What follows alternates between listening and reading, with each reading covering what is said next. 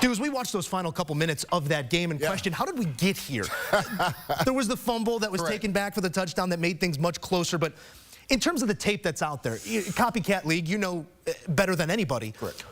What did other teams learn about the Minnesota Vikings through this 60 minutes of football that they may use? Yeah, when you look at it, going back to that second half game versus Green Bay, even though Minnesota won that game, Jeff Hafley kind of did what he did to C.J. Stroud today as far as some simulated pressure looks. He actually brought some pressure and went man coverage, and Sam Darnold struggled. And then when you look at what he did in London versus the Jets in that second half, the same thing, right? Jeff Ulbrich switched up some looks on Sam Darnold, and he struggled. Well, we saw Sam Darnold look really good in that first half, but in that second half, Brian Branch confused him on a coverage. He jumps in front of an out route, gets an interception.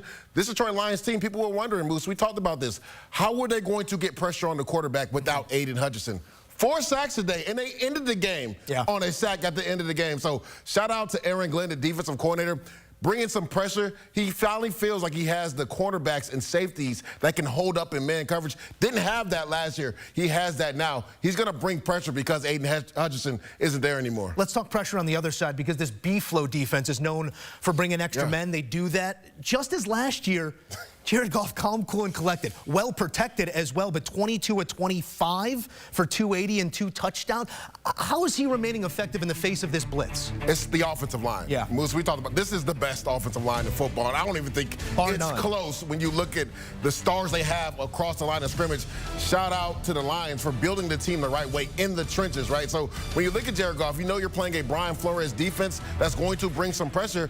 What are you going to do? You're going to keep a tight end in to protect, right? Then you're going to be able to hand the ball off. We see Jahmyr Gibbs. He had a big day. I know they have a new nickname. I think it's Knuckles and Tails. I like it. Tails had the day today. Right down. David Montgomery had the fumble. Knuckles and Sonic. Sonic. Is it Sonic? He's going to be Sonic. Knuckles and Sonic. So Sonic had the big day today. Jahmyr Gibbs was masterful in this game. And you talked about how efficient Jared Goff is.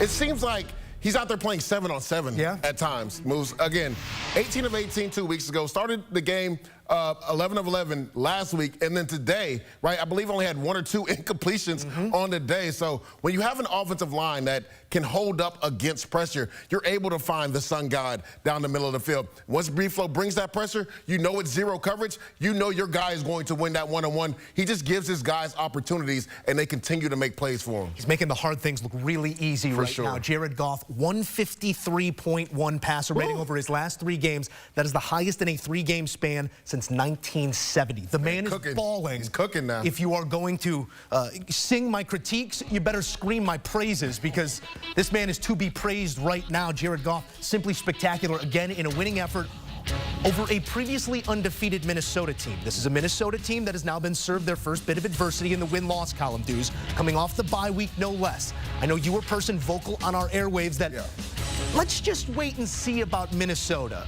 How does this game, I mean, you're talking about the best team in the NFC and the Detroit Lions. The way they played them, the lack of quit in them, does it make you feel better or worse about Minnesota coming off of this? I still feel good about Minnesota. I always felt like Detroit was going to be the ball of the dance when it comes to the NFC North, and not even just the NFC North. I picked them to go to the Super Bowl. So to your point, they may have just played the best team in the NFC, and there are no moral victories, right, Moose? But when you're a Minnesota team where a lot of people had question marks, when is the shoe going to drop on Sam Darnold? I thought he played really well in this game, was efficient with the football. He was under duress as well. I told you earlier, 4 sacks in this game, but he made some big-time throws down the field. And Aaron Jones, getting him back, was big for the Minnesota Vikings today. Not just running the football, but catching the ball out of the backfield. So when you look at this Minnesota team, right, they are a team that is going to contend for the NFC, but I just think Detroit is just a little bit better than them right now.